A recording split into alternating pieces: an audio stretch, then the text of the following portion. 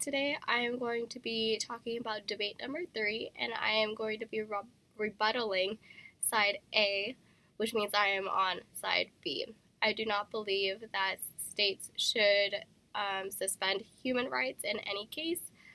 I apologize in advance because I am fighting a cold right now, so if I cough, I'm going to try and edit it out, but if not, I apologize for that or my delays in breath. And get started. Some of the videos made some interesting points as to why that we should suspend human rights, and I honestly believe that I was kind of flip-floppy on the subject. I do believe that they had some really good arguments, such as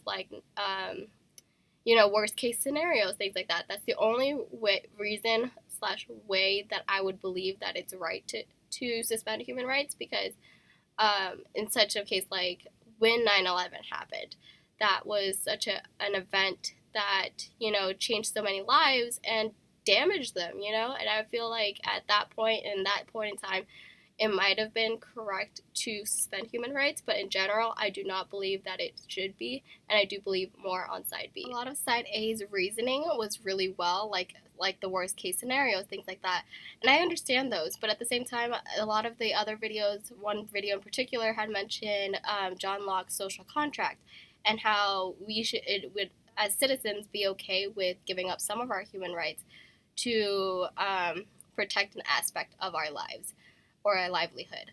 And she had mentioned that we give it up to better the government and to protect the people, so long as it helps us.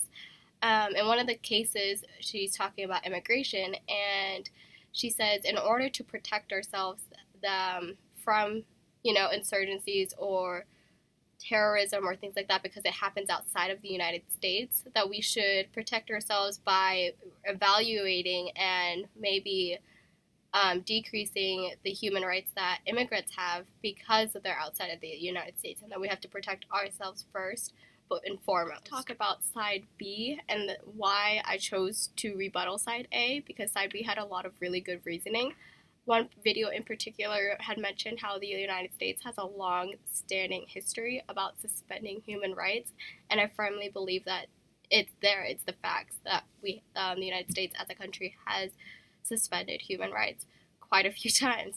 A lot of the examples were given. One of them was John Adams, when he passed a law that they could prosecute anybody who was essentially bashing or spreading false lies about the government or the United States. But there was no regulation on it. How could you define what was false?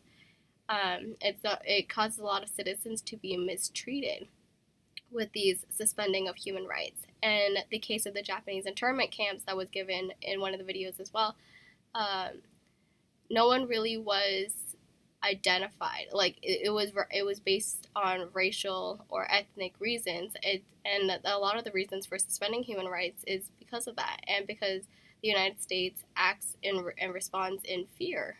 One of the ways that the government right now is acting in fear is the immigration currently, that, is a controversial topic that everybody finds hard to discuss. But right now with the immigration and ICE right now are rounding up families, and most of the time, if not majority of the time, it is racially or ethnically motivated, it's a targeted group of individuals, just like it was years ago as well with the Japanese internment camps. And I know a lot of people do not like to refer to what's going on right now in our own country as what happened to the Japanese back then. Another reason side B gave was the no-fly list that was initiated by the government for security reasons post 9/11. And it affected 1.2 million people, and majority of the time it was citizens or people who had green cards, that were already evaluated and deemed respectable or acceptable into our country.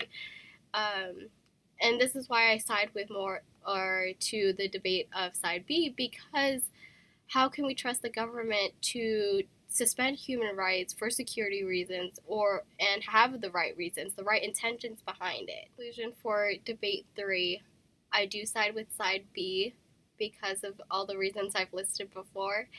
A lot of the times it is the government acting in fear, and I don't believe that citizens should give up that human rights, and immigrants should give up human rights just for security reasons. I do believe in a worst case scenario, it could happen. And, we could give up some of our rights in order to protect ourselves. But like I said, worst case scenario. I do want to mention Patriot Act on Netflix. If any of you guys haven't seen that, I got a lot of information as far as and it piques my interest as far as the, our class goes with, things that affect us as citizens and the world as well.